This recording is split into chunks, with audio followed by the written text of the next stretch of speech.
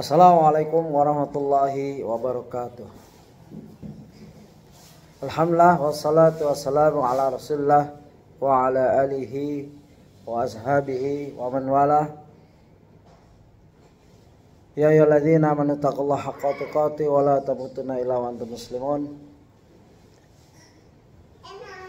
Pemirsa, para hadirin, kajian Sirah Nabawiyah yang ke-8, di mana kita telah melalui, ini masih muqaddimah, di mana di muqaddimah ini masih ada 2 bab, yaitu kita sudah melalui bab pertama, yaitu bab pertama muqaddimah, dan subbab adalah urgensi mempelajari Sirah Nabawiyah. Sekarang ini keistimewaan Sirah Nabawiyah. Keistimewaan sudah kita lalui sampai yang ke-3, ya, tentang kandungan Sirah Nabawiyah, jaminan, ya, kita masuk kepada yang ketiga, yaitu jaminan autentisitas Sirah Nabawiyah. Apa maksudnya jaminan autentisitas Sirah Nabawiyah? Bahwa Sirah Nabawiyah, beliau Ustadz Dr. Firanda menjelaskan, sirah Nabi Muhammad SAW adalah sirah yang paling autentik, asli, maksudnya, ya, autentik, asli, serta paling mudah untuk dibuktikan keasliannya, keautentikannya di antara sejarah seluruh tokoh lainnya, baik seorang nabi yang diutus ataupun manusia biasa yang membawa pembaruan tertentu. Jadi dari seluruh kisah umat manusia, ya, baik manusia biasa, tokoh masyarakat, raja dan lain-lain, bahkan nabi-nabi pun, di antara nabi-nabi yang paling mudah disusun sejarahnya adalah Nabi Muhammad SAW, karena catatannya gitu penuh. Sirah Nabawiyah telah sampai pada kita dengan metode ilmiah yang paling akurat, yang tidak meninggalkan ruang untuk keraguan sedikit pun, terutama pada peristiwa-peristiwa dan kejadian-kejadian yang utama dan penting. Ini telah kita bahas, ya, tapi saya ulang ini biar jelas. Di sini Ustadz menaruh footnote, catatan kaki yang sangat penting, ya. Catatan kakinya adalah panjang. Kita akan baca. Tidak dipungkiri bahwa hadis-hadis yang lemah banyak tersebar dalam berbagai literatur Sirah Nabawiyah. Terlebih lagi hadis-hadis tersebut membuahkan suatu hukum yang bertentangan dengan hadis-hadis sahih, bahkan akidah yang menyimpang, ya. Jadi Sirah Nabawiyah ini banyak hadis-hadis, tapi belum tentu sahih. Maksudnya ada yang bertentangan dengan hadis sahih. Begitu. Ibnu Adi rahimahullah meriwayatkan dengan sanad yang sahih dari Imam Ahmad bin Hanbal rahimahullah bahwa beliau pernah berkata, "Salasu kutubin laisa laha usul, al-maghazi wal malahimu wat tafsir." Ya.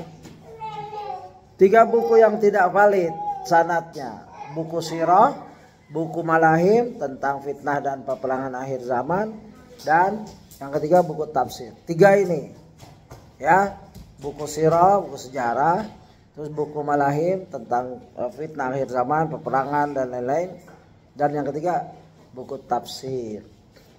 Ini harus ekstra hati-hati karena kebanyak kemasukan hadis maudhu, dhaif jiddan, sangat lemah, dan dhaif, ya.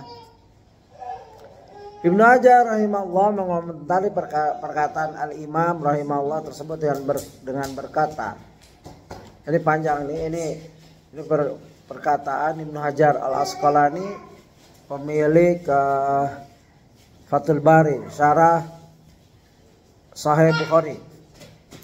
Yang bagi an yudafa ilaihal fadail, fahadi audiyatul ahadits dhaifah wal mawdu'ah idza kanatil umdatu fil maghazi ala mithlil Waqidi fi tafsiri ala misli muqatilin wal kalbi wa fil malahim ala israiliyat wa ammal fadail fala tuhsa kam wada ar-rafidatu fi fadli ahlil baiti. Dan hendaknya ditambahkan pula jenis kitab yang keempat, ya, Ibnu Hajar menjelaskan, yaitu kitab-kitab fadail yang khusus menyebutkan keutamaan berbagai amal, tempat atau sosok tertentu. Keutamaan, ada keutamaan amal, keutamaan tempat, atau keutamaan seorang. Ini banyak hadis-hadis yang dhaif, palsu dan lain-lain. Keempat jenis kitab ini amat syarat akan hadis-hadis yang lemah dan palsu. Jika yang menjadi rujukan utama dalam sirah adalah perawi semisal Al-Waqidi. Jadi perawi Al-Waqidi tidak bisa dipegang, yang dinilai matruk oleh para ahli hadis. Ya, dinilai matruk yaitu ditinggalkan. Ya, matruk, dinilai matruk yang ditinggalkan oleh para ahli hadis. Jika yang menjadi rujukan utama dalam tafsir seperti Muqatil, ya, kalau dalam sirah Al-Waqidi itu matruk, ditinggalkan. Jika yang menjadi rujukan utama dalam tafsir adalah seperti Muqatil, yaitu Muqatil bin Sulaiman yang dinilai matruk, yaitu ditinggalkan. Sedangkan Muqatil bin Hayyan yang thiqah. Jadi ada dua. Jika penulis menyatakan dalam tafsir, ya, Muqatil, lihat dulu Muqatil bin Hayyan atau Muqatil bin Sulaiman. Kalau bin Sulaiman dia matruk, lemah, ditinggalkan. Kalau Muqatil bin Hayyan thiqah. Dan Al-Kalbi yaitu Muhammad bin Sa'ib Al-Kalbi yang muttaham bil kadzib, yaitu orang yang dikenal sebagai pendusta. Dan jika yang menjadi rujukan utama dalam malahim adalah berita-berita Israiliyat, ya. Jadi ulama memilah-milih, walaupun di sirah agak kelonggaran, ada kelonggaran, tapi kelonggaran itu bukan hadis dhaif yang bertentangan dengan hadis sahih. Hadis dhaif yang dhaif jiddan, maudhu, Israiliyat, itu nggak bisa dipakai walaupun sirah. Dan rambu-rambu ini ditetapkan oleh para ahli hadis. Misalkan ada sirah berasal dari Al-Waqidi, ya, langsung nggak boleh dipakai itu, ya. Adapun kitab-kitab fadail, ini juga ada kitab fadail yang biasanya dari Al-Kalbi, yaitu Muhammad bin Sa'ib Al-Kalbi yang muttaham bil kadzib, yang dikenal sebagai pendusta. Dia sering menyebutkan berita-berita Israiliyat. Ya, adapun kitab-kitab fadail, maka tidak terhitung betapa banyaknya hadis palsu tentang keutamaan Ahlul Bait yang telah disusupkan oleh Syiah Rafidah ke dalamnya, ya, ini dalam Lisanul Mizan. Jadi Syiah Rafidah sangat bahaya, ya, tokoh-tokohnya itu memalsukan hadis, ada yang 2000, ada yang 1000 begitu. Mereka nggak malu-malu, mereka punya kitab Al-Kafi tebal, isinya beda sama kita. Nah, perawi-perawi yang kita tidak kenal, majhul, matruk, majhul nggak dikenal, matruk ditinggalkan, dhaif jiddan, membuat hadis-hadis palsu. Oleh para orientalis untuk mencela Nabi Muhammad SAW. Nah, di sini, oleh karena keberadaan hadis-hadis yang lemah dan palsu dalam buku-buku sirah dimanfaatkan oleh para ahlul batil. Di antaranya, satu, oleh para orientalis untuk mencela Nabi Muhammad SAW dan syariat Islam. Orientalis ini orang yang tokoh-tokoh Barat, awalnya orang-orang tokoh Barat yang mempelajari Islam dalam rangka menghancurkan Islam. Tokoh terkenal di Indonesia adalah Snok Horgonya. Snok Horgonya adalah orang Barat, Belanda, ya, melamar kerjaan di negara Belanda waktu VOC berjaya di Indonesia. Lalu dia dapat kerjaan, dia lulusan Leiden, ya, jurusan sastra Arab atau apa gitu. Akhirnya dia ngelamar kerjaan dan diterima dengan gaji yang besar. Lalu dia diutus ke Madinah untuk belajar lagi, ke Mekah, ke Saudi. Jadi contohnya ya, Ustadz menetapkan di sini oleh para orientalis. Saya jelaskan sedikit tadi bahasa saya. Di antaranya dia mengarang tentang Aceh, tentang haramnya memberontak melawan pemerintah Belanda yang resmi begitu. Ya. Ini dan temannya salah satu tokoh Habib ya. Kalau sejarah mencatat seperti itu, Habib Utsman. Ya, ada surat-surat bukti, surat Senokhorgonya dan Habib Utsman. Ya, ini Ustadz nggak menuliskan, saya yang jelaskan ini. Ya silakan cari sendiri di medsos, sudah banyak berita tentang orientalis. Dalam rangka melumpuhkan jihad di Aceh. Bahkan Senokhorgonya menulis buku tentang Aceh, di mana pahlawan Aceh ditangkepin dan lain-lain oleh yang menentangnya. Ini contoh-contoh para orientalis Barat menggunakan ilmu Islam untuk melemahkan umat Islam, tidak berjihad, tidak melawan Belanda. Sedangkan orientalis sekarang nggak harus bule, ya banyak orientalis hidungnya pesek dan lain-lain, orang Indonesia, tapi otaknya otak orientalis, bahkan lebih kejam, ya. Bahkan saya jumpa di Australia selama 17 tahun di sana. Jumpa dengan orientalis seperti ini, berguru dengan, saya pernah masuk Melbourne University belajar bahasa Arab. Alhamdulillah saya dapat guru yang Islam, Ustaz Syekh Farul Razi, orang Mesir. Tapi di kantor itu ada di kepala jurusan, ya di bawah kepala jurusan, kalau kepala jurusan Dr. Han, kalau di bawahnya dia ada Mayer. Mayer itu orang Yahudi, tapi ya begitulah, itu para orientalis. Ada yang jelas-jelas menohok Islam, ada yang sangat lembut, ya. Banyak para para pelajar Indonesia yang belajar di universitas luar negeri tercuci otaknya, ya bertingkah laku ya seperti orientalis, bahkan lebih sadis kadang-kadang. Baik, kita teruskan tulisan Ustadz Firanda. Oleh para orientalis untuk mencela Nabi Muhammad SAW dan syariat Islam. Sebagai contoh, riwayat lemah mursal oleh Az-Zuhri yang mengisahkan bahwa Nabi Muhammad SAW sempat hendak bunuh diri dengan melemparkan dirinya dari puncak gunung. Mereka merendahkan kepribadian dan mental Nabi Muhammad SAW dengan berdalih riwayat tersebut. Jadi ada riwayat yang masih diperselisihkan kesahihannya, sudah diambil oleh orientalis dalam rangka merendahkan akhlak Nabi Muhammad SAW. Ya, mengisahkan bahwa Nabi Muhammad SAW sempat hendak bunuh diri dengan melemparkan dirinya dari puncak gunung. Mereka merendahkan kepribadian dan mental Nabi Muhammad SAW dengan berdalih riwayat tersebut. Padahal riwayat itu lemah. Ya, walaupun dari ahli hadis Az-Zuhri, tapi belum diselidiki sudah dipakai. Itu bedanya, mereka sangat memilah-milih. Kalau ada hadis yang bisa mereka gunakan untuk menyerang pribadi Nabi Muhammad SAW, dipakai. Seharusnya dia selidiki lagi sanadnya, begitu. Dan dia harus jujur melihat sarah penjelasan para ulama tentang hadis tersebut. Ustaz menyatakan padahal riwayat tersebut lemah dan bahkan seandainya ia dianggap sahih pun ia tidaklah menjadikan Nabi Muhammad SAW tercela sebagaimana dijelaskan oleh para ulama. Hadis itu lemah, andaikan hadis itu sahih, Nabi seakan-akan bunuh diri, nggak akan merendahkan, ya, gitu. Nggak akan merendahkan sifat kegigihan Nabi Muhammad dalam perjuangan berdakwah, ya.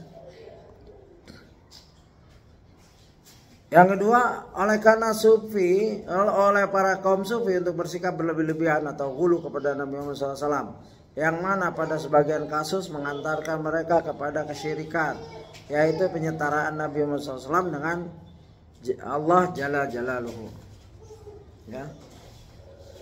Ini orientalis juga beribadah, orang-orang sufi juga menggunakan hadis-hadis lemah, hadis-hadis maudhu. Ya, begitu. Dan menyamakan Allah dengan Rasulullah, menyamakan derajatnya, Jadi Nabi mempunyai sifat ketuhanan, itu nggak boleh, itu syirik. Ya, penyetaraan Nabi SAW dengan Allah Jalla Jalaluhu. Memang benar, sebagaimana diketahui, penulisan Sirah Nabawiyah tidaklah akan lengkap jika hanya diisi dengan hadis-hadis yang benar sahih. Seperti yang didapati pada Sahih As-Sirah An-Nabawiyah karya Syekh Al-Albani rahimahullah, di mana beliau hanya menghimpun hadis-hadis sahih yang berkaitan dengan Sirah Nabawiyah, dan kenyataannya buku tersebut hanya berjumlah 234 halaman. Ya itu memang sedikit kalau cuma yang saya saja. Artinya kita tambah dari yang tidak sahih, dhaif, tapi tidak bertentangan dengan akidah dan hadis-hadis lain sebagai penyokong. Ya ini aja nih yang disusun oleh Ustadz Firanda. Ini baru 1 jilid, isinya udah 500 halaman lebih, ya dengan gambar dan lain-lain. 500 lebih ini. Dan ini ada 6 jilid. Ya, Syekh Albani hanya menyusun Sirah Nabawiyah 234 halaman.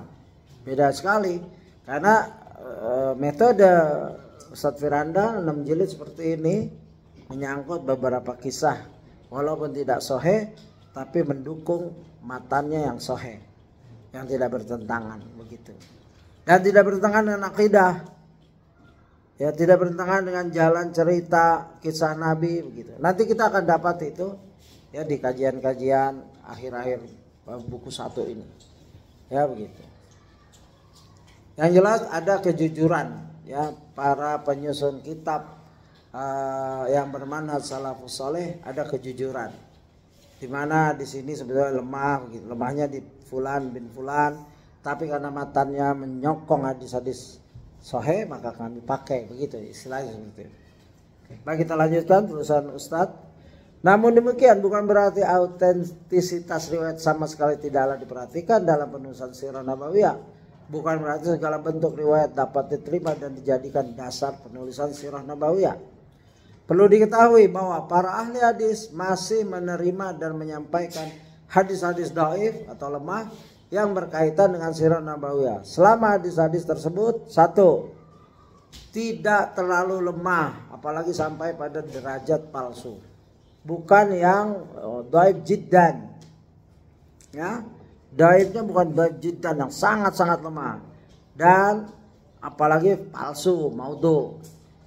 2, tidak bertentangan dengan kandungan hadis-hadis yang sahih. Jadi hadis lemah tersebut tidak bertentangan matannya ya dengan hadis-hadis sahih. 3, tidak berkaitan dengan permasalahan hukum apalagi akidah, karena hukum-hukum Islam harus dibangun ya di atas dalil-dalil yang sahih, terlebih lagi permasalahan akidah. Jadi jelas ya di sini bukan Ustadz para ulama ahli sirah memudah-mudahkan, tidak.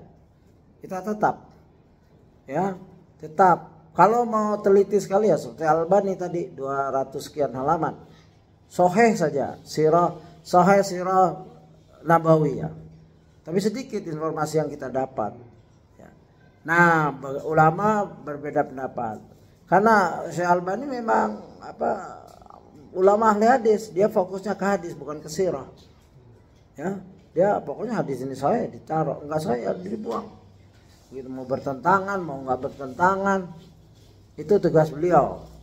Tetapi ulama sirah memasukkan, ya, begitu. Dengan kondisi tadi, tidak terlalu lemah atau madu, tidak bertentangan dengan hadis sahih dan tidak berkaitan dengan masalah hukum dan akidah. Al-Imam Ahmad bin Hanbal rahimahullah berkata, "Idza rawaina an Rasulillah sallallahu alaihi wasallam fil halal wal haram wa sunan wal ahkam tashaddadna fil asanid. Wa idza rawaina an Nabi sallallahu alaihi wasallam fi fadailil a'mal wa ma la yada'u hukman wa la yarfa'uhu tasahalna fil asanid." Jika kami meriwayatkan dari Rasulullah SAW dalam perkara halal dan haram, sunnah-sunnah dan hukum-hukum, maka kami memperketat pemeriksaan sanad-sanadnya. Adapun yang terkait dengan fadail yang tidak menerapkan atau meniadakan hukum syariat tertentu, maka kami sedikit melonggarkan pemeriksaan sanad-sanadnya. Ya, ini ucapan Imam Ahmad bin Hambal.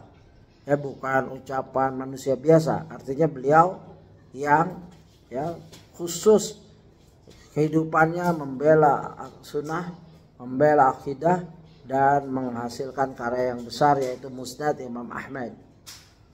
Artinya punya syarat, ya begitu. Kalau perkara haram, sunnah-sunnah, hukum-hukum, maka kami perketat pemeriksaannya. Ya, dari perawi pertama sampai sahabat, ya. Soalnya Imam Ahmad dapat dari siapa, diteliti itu. Ya, begitu. Kalau masalah fadail yang tidak menetapkan atau meniadakan hukum syarat tertentu, maka kami sedikit agak longgar, ya. Di sini sebut wa ma la yadau hukman wa la yarfa'uhu tasahalna fil asanid. Ya, jika tidak masalah hukum, ya kami agak tasahalna, kami akan agak memudahkan dalam masalah sanad, begitu. Syekh Dr. Akram Dia Al-Umari berkata, wa yanbaghi 'inda dirasati sayrati al-i'timadu ala sahih awalan thumma istikmalu surati bima huwa hasanun aw muqaribun lil hasan.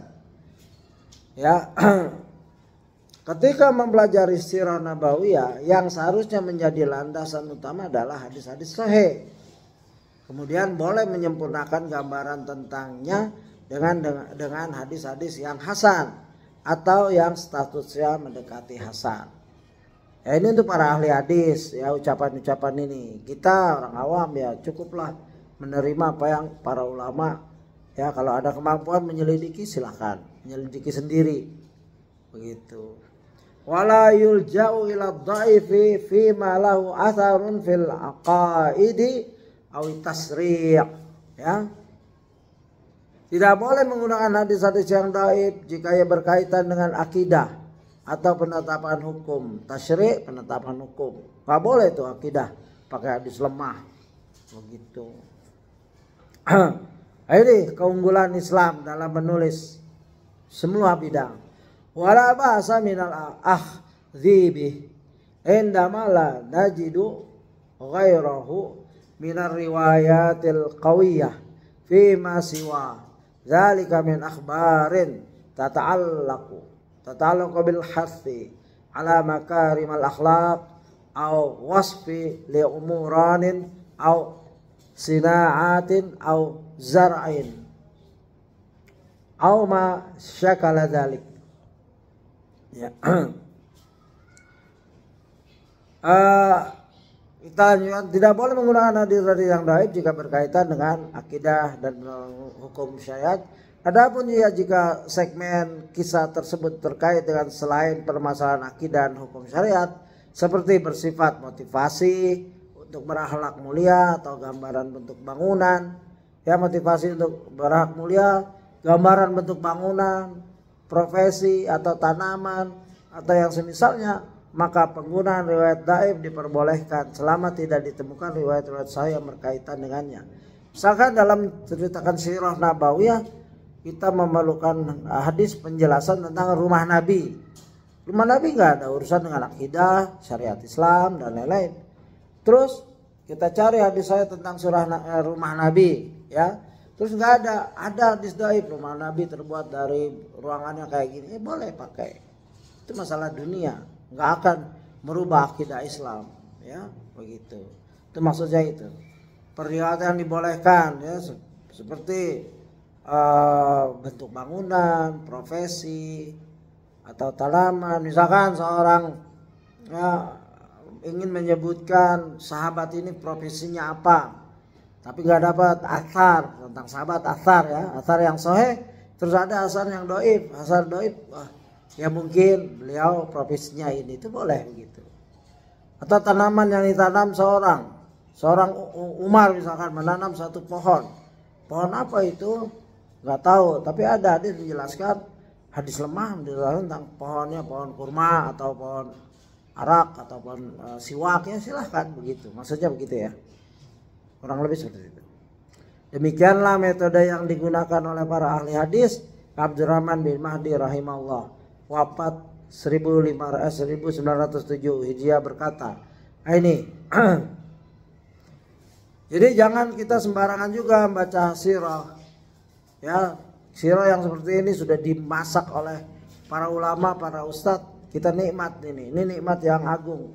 Salah satu putra Indonesia, dua putra Indonesia yang berhasil, yang saya lihat menyusun sirah, yaitu Kiai Haji Munawar Khalil sebelum merdeka. Beliau Kiai Ahlus Sunnah wal Jamaah, ya, halaman Salafus Saleh. Kedua Ustadz Dr. Firanda, ya, buku ini cukup tebal, 6 jilid, ya, begitu. Beliau Abdurrahman bin Mahdi rahimahullah berkata, jika kami meriwayatkan dari Rasulullah, ya, SAW dalam perkara halal dan haram, sunnah-sunnah dan hukum-hukum, maka kami memperketat pemeriksaan sanad-sanad dan perawinya. Adapun yang terkait dengan fadail atau pahala dan hukuman atas suatu amalan, maka kami sedikit melonggarkan pemeriksaan sanad dan perawinya. As-Sirah Nabawiyah As-Sahihah, ya, begitu. Jadi kita lega, ya, istilahnya membaca buku yang memang secara jujur, ya, ini doib, ini lemah, begitu. Ya, ini lemah, ini maudhu. Ya, hazal manhajut taba'u ahlul hadithi anfusuhum. Qala Abdurrahman bin Mahdi, idza rawayna 'anil nabi sallallahu alaihi wasallam fil halal wal haram wal ahkam syadadna fil asanidi wan taqadna fil rijal wa idza rawayna fi fadail wa thawabi wal iqabi sahhalna fil asanidi wa tasamahna fil rijal, ya, begitu. Sanad-sanadnya dan para perawinya melonggarkan, ya, dilonggarkan oleh para penulis, begitu, para ahli hadis, ya. Ini footnote yang sangat panjang dan telah kita bacakan. Kita beralih kepada halaman 24 bagian keempat. Setiap sisi kehidupan Rasulullah merupakan teladan. Nah, ini penting sekali, setiap sisi, ya, tidak tanggung-tanggung. Teladan Rasulullah, ya, bukan bagian dakwah saja, bukan, dari kehidupannya. Ya, Ustadz Firanda menulis, dalam hal ini para ulama memiliki peran yang besar dalam melakukan pengambilan hukum atau istinbat dari momen-momen peristiwa dalam sirah. Mengapa demikian? Karena hampir setiap sisi kehidupan beliau SAW adalah syariat. Dengan usaha para ulama ini, umat pun akhirnya terbantu untuk mengetahui dan mengamalkan hukum-hukum tersebut dalam keseharian mereka. Jadi setiap sisi kehidupan Rasulullah adalah syariat, merupakan teladan maksudnya. Karena apa? Itu jaminan dari Allah. Ya, Allah berfirman, Allah Jalla Jalaluhu berfirman, laqad kana lakum fi Rasulillahi uswatun hasanah liman kana yarjullah wal yawmal akhirah wa dzakarallaha katsira. Sungguhnya telah ada pada diri Rasulullah itu suri teladan yang baik bagimu, yaitu bagi orang yang mengharap rahmat Allah dan kedatangan hari kiamat, dan dia banyak menyebut Allah. Gitu.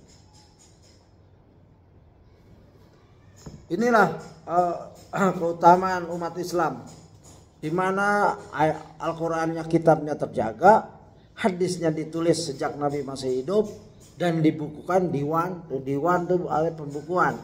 Diwan Bukhari, Imam Bukhari membukukan. Diwan Muslim, Imam Muslim membukukan. Nanti Diwan hadis Sunan Nabi Daud dan lain-lain. Banyak sekali. Ya.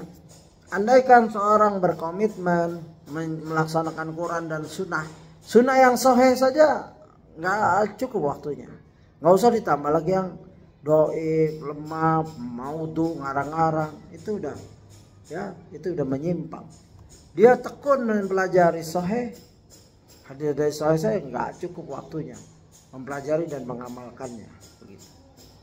Betapa banyak hadis sahih yang kita nggak kenal. Setelah kenal, betapa banyak hadis sahih yang kita tidak amalkan. Gitu. Seperti Ustadz Dr. Firanda menyatakan seperti halnya ridha dan marah beliau sallallahu alaihi wasallam. Jika Rasulullah sallallahu alaihi wasallam ridha terhadap suatu hal, maka kita pun dituntut untuk ikut meridhoi hal tersebut. Begitupun sebaliknya, jika Rasulullah sallallahu alaihi wasallam marah terhadap suatu hal, maka kita pun harus marah terhadap hal tersebut. Demikianlah sikap yang sebenarnya dalam meneladani Rasulullah sallallahu alaihi wasallam. Ridha, marah itu kan sifat itu kan mental ya, karakter. Tapi karakter kita aja harus ngikut Rasulullah. Gak boleh kita marah sembarangan, gak boleh kita ridha sembarangan. Ridha kepada seluruh manusia, mau yang kafir, yang musyrik, gak boleh. Ya, diatur. Ya, kita ridha kita, marah kita mengikut Rasulullah semampunya. Ya. Bagaimana kalau kita tidak tahu sirah nabawiyah? Bagaimana? Oh, kapan Rasulullah ridho? Kapan Rasulullah marah? Nggak akan tahu. Ngira-ngira saja. Tidak ada jalan lain untuk mengetahui sikap marahnya Rasulullah dan ridhonya Rasulullah kecuali membaca hadis-hadis atau membaca sirahnya.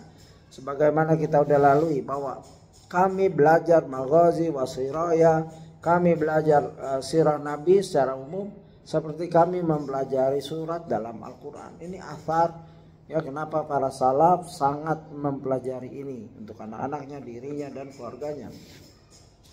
Karena setiap sisi kehidupan Rasulullah SAW merupakan teladan. Itu penting sekali. Gak akan ruginya seorang menghabiskan waktu untuk belajar Al-Quran, Sunnah dan Sirah seumur hidup sampai dia wafat. Apalagi dia bertekad untuk meniru Rasulullah dan mengamalkannya.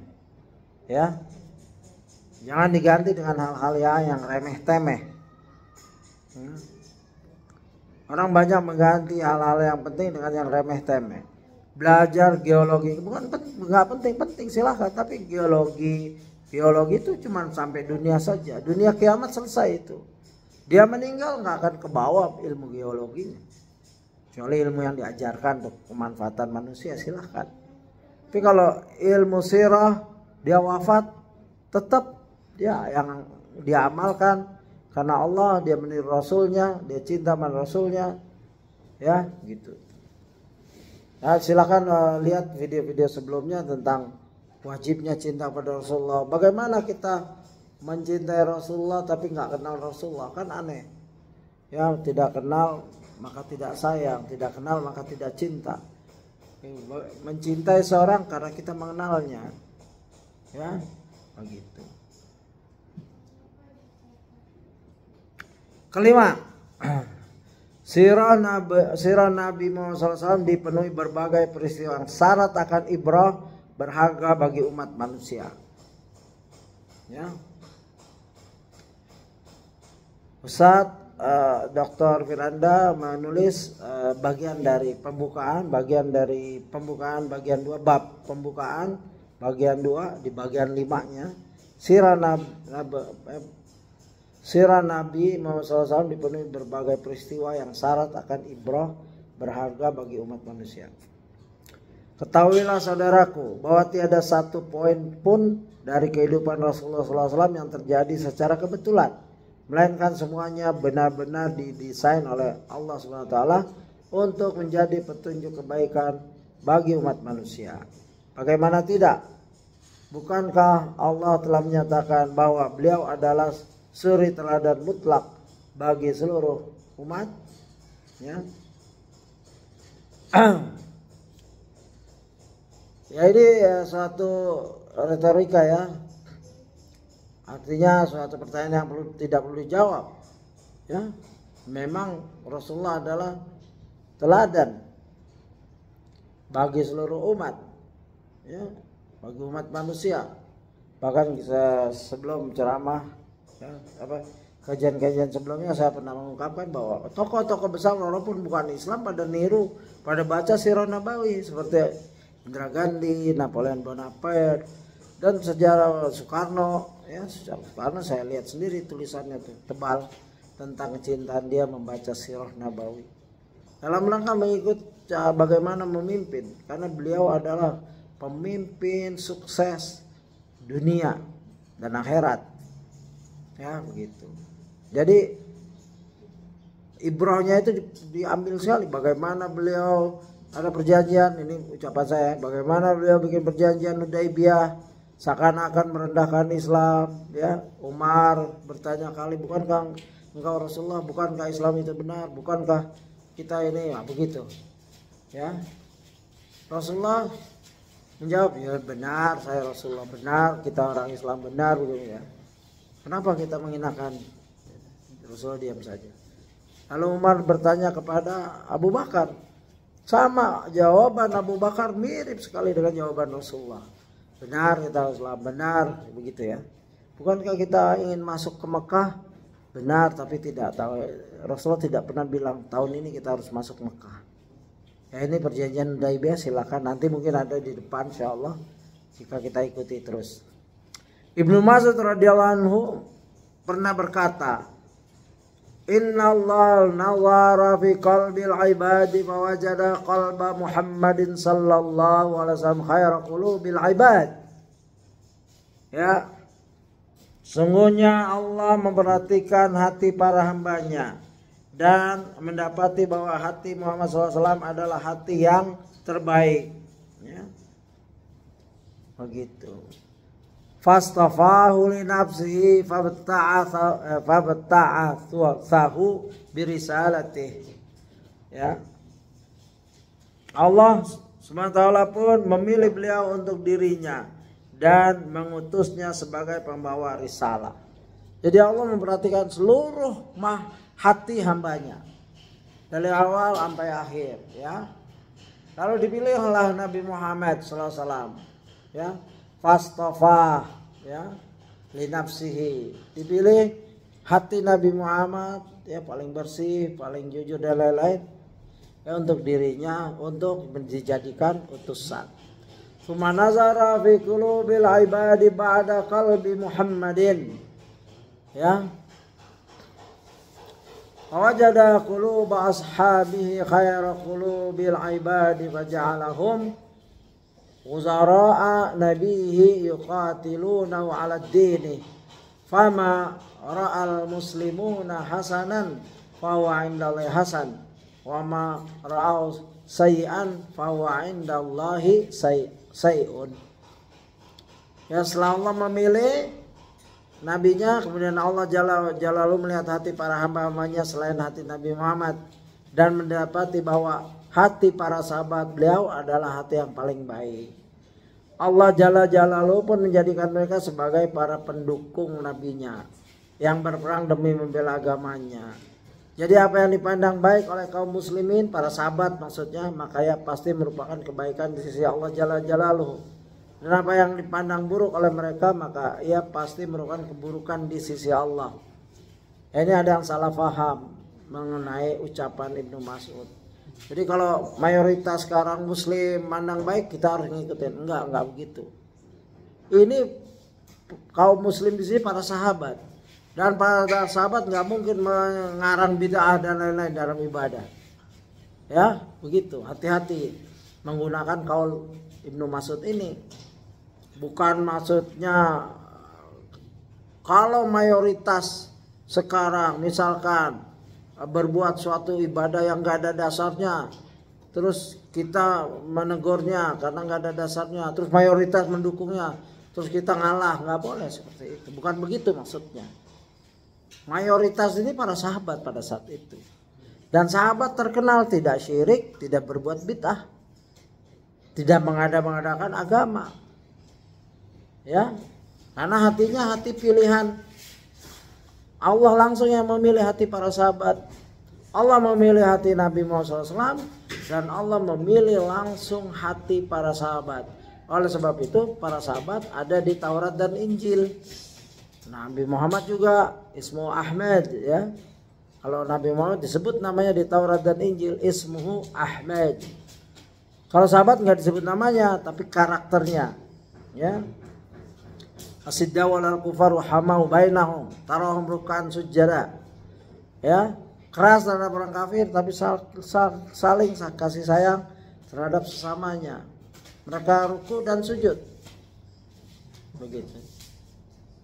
Si maum fi wujuhi min atharis sujud, dzalika mathalun fit Taurat wa mathalun fil Injil. Itu sifat-sifat mereka itu ada dalam mathalun fit Taurat, dalam Taurat dan dalam Injil. Itu diumpetin oleh kaum Kristen, para pendeta, para robi pemimpin agama Yahudi, pendeta, pemimpin agama Kristen. Itu diumpetin karakter Nabi Muhammad dan karakter sahabatnya agar manusia tetap sesat, terutama oleh Paulus yang merusak agama Kristen. Begitu. Dan di footnote nomor 12, catatan kaki nomor 12 ini kita baca karena penting.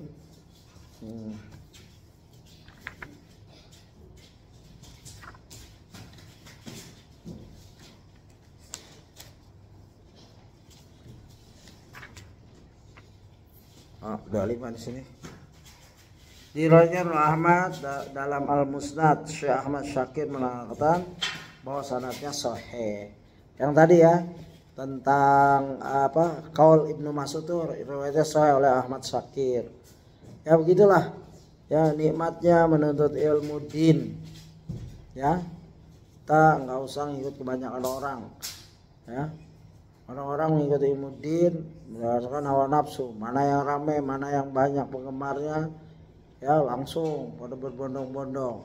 Dan kita membaca sirah Nabi bukan setahun sekali, setiap saat. Ya ini 6 jilid, kapan selesainya kalau nggak dibaca? Ya, apakah buku, walaupun buku ini kita beli, taruh di rak buku, nggak akan kita paham. Harus dibaca dan disebarkan. Yang keenam, kita masih ada waktu. Berapa menit lagi? 10-20 menit lagi. Yang keenam, sirah nabawiyah adalah salah satu mukjizat yang membuktikan kebenaran risalah Rasulullah SAW.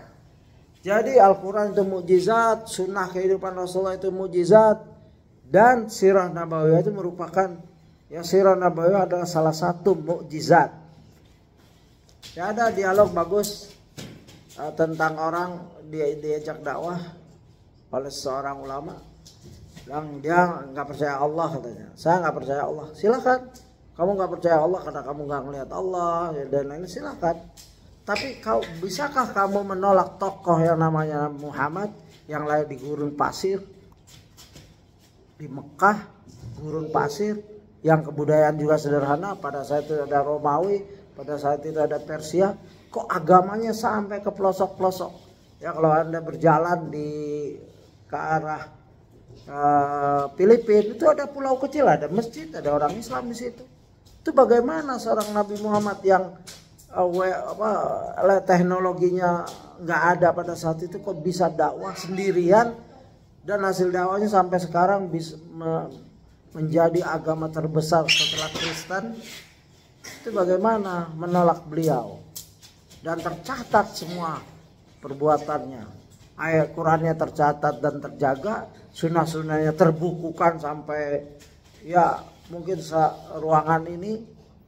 Nah, Bukhari, Muslim, Sunan Nabi Daud, Tirmidzi, Nasai, Ibnu Majah, Darimi, Muwatta Imam Malik, Musnad Imam Ahmad yang 52 jilid, ya, Musnad Al-Bazzar, Musnad Abdul Razak, itu banyak kitab-kitab ya, peninggalan beliau yang sahih, yang tidak sahih ada jelas, tapi dipilah-pilih. Bagaimana menolak tokoh ini, yaitu Muhammad SAW? Ya, itulah keagungan mukjizat Nabi Muhammad terasakan sampai sekarang. Mukjizat Nabi Isa nggak kerasakan karena Nabi Isa menghidupkan orang mati. Nabi-nabi lain ada yang menghidupkan orang mati. Ya, istilahnya mujizat Nabi Isa nggak kelihatan, udah pada zamannya saja. Mujizat Nabi Musa terbelahnya laut, ya pada zamannya saja. Tapi Nabi Muhammad sampai akhir zaman bagi orang-orang yang mempelajarinya, begitu.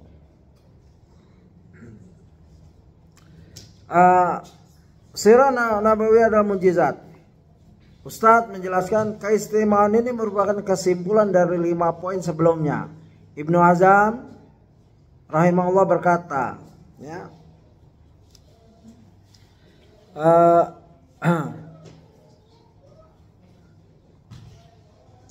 yang keenam ini Ibnu Hazm tokoh ulama Andalus, ya.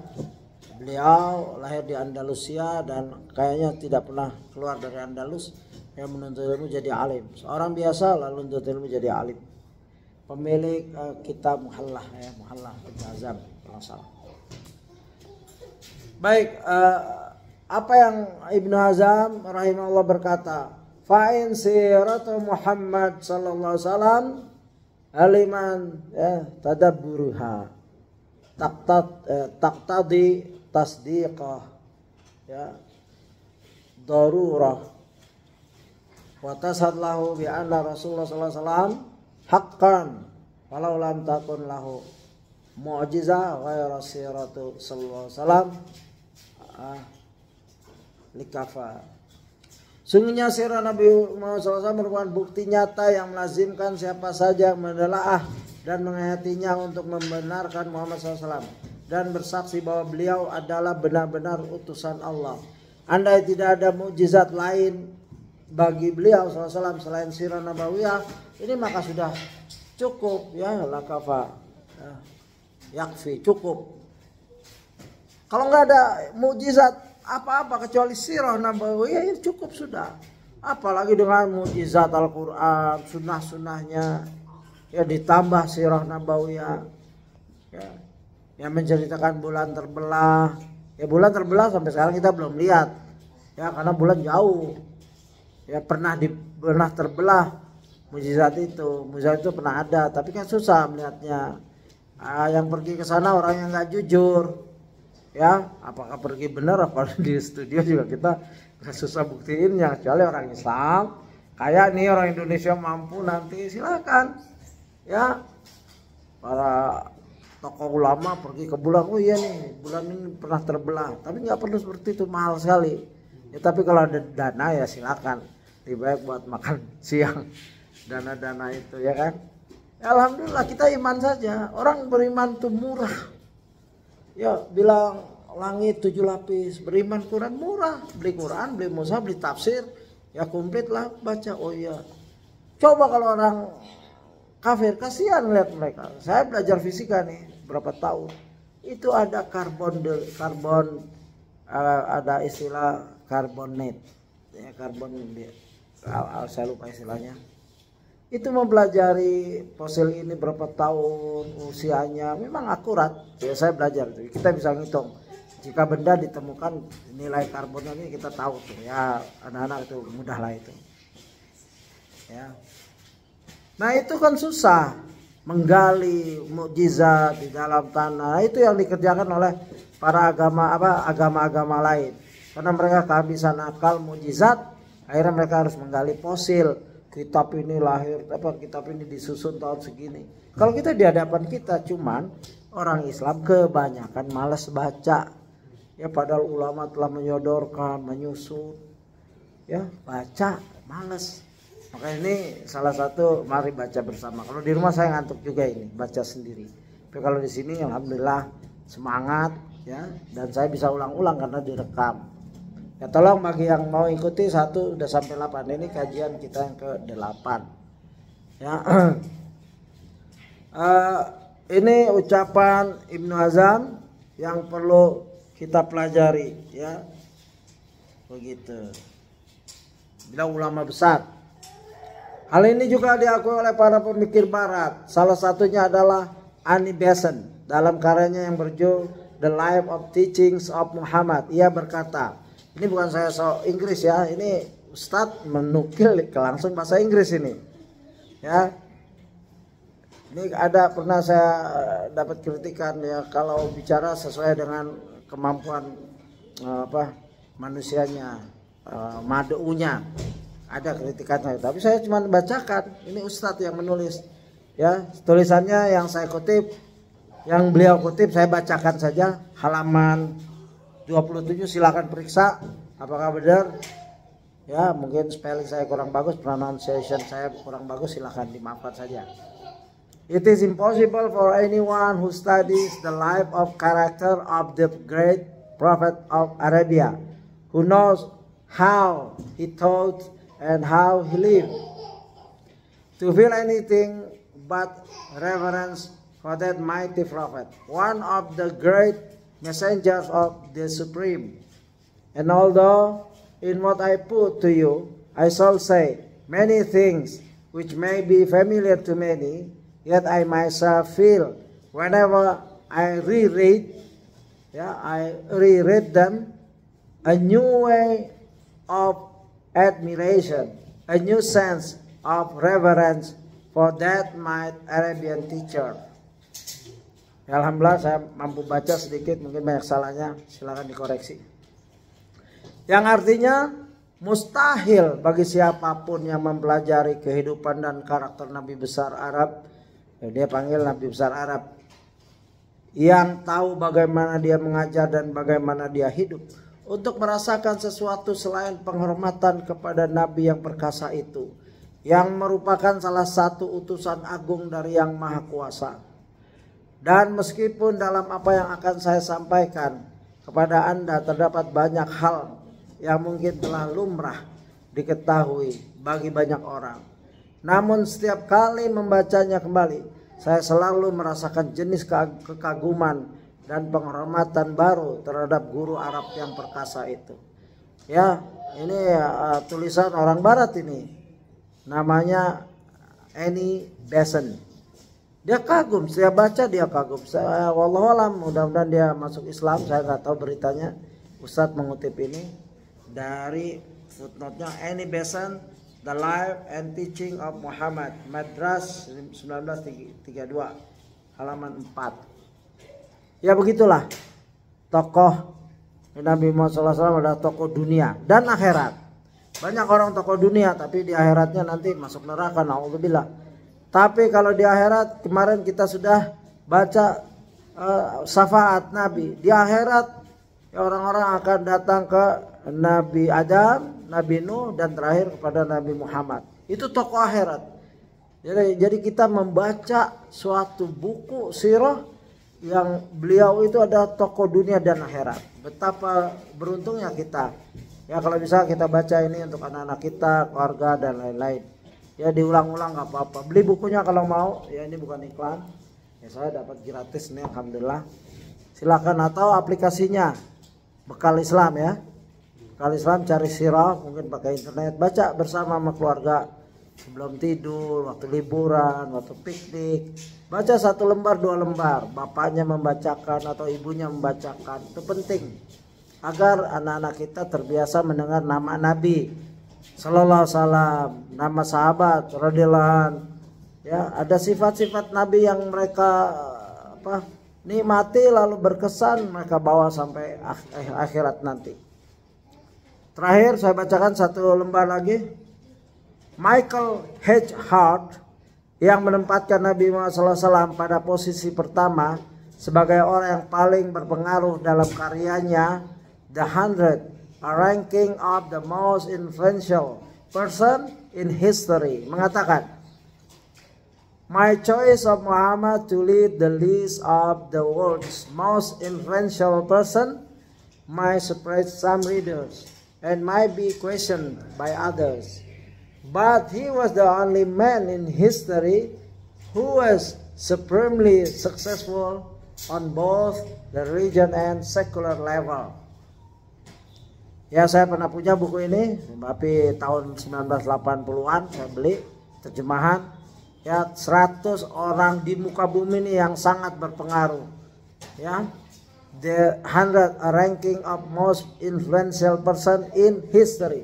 Dalam sejarah Adam sampai sekarang yang sangat berpengaruh. 100 orang dia pilih. Yang pertama adalah Nabi Muhammad.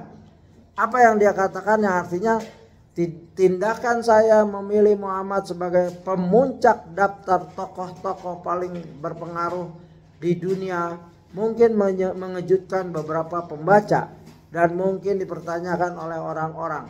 Tetapi memang dialah satu-satunya orang yang sangat sukses sepanjang sejarah, baik dalam bidang agama maupun dunia. Ya, Michael Hart, bukunya Michael H. Hart, The 100 Ranking of the Most Influential Person in History, New York, Hart Publishing Company, 1978, halaman 33. Ya, demikian kita tutup kajian kita. Insyaallah kita lanjutkan ya ke tentang selayang pandang. Pandang akhlak Rasulullah di kajian nomor 9 insyaallah. Demikian, saya mohon maaf jika ada kesalahan dalam pembacaan, kurang tepat dan lain-lain, dan juga komentar saya yang dari saya nggak perlu dicatat, silakan dengar saja lalu dihapus. Tapi yang dari Ustadz silakan dipelajari baik-baik. Ya, demikian. Subhanakallahumma bihamdika asyhadu an la ilaha illa anta astaghfiruka wa atubu ilaik. Assalamualaikum warahmatullahi wabarakatuh.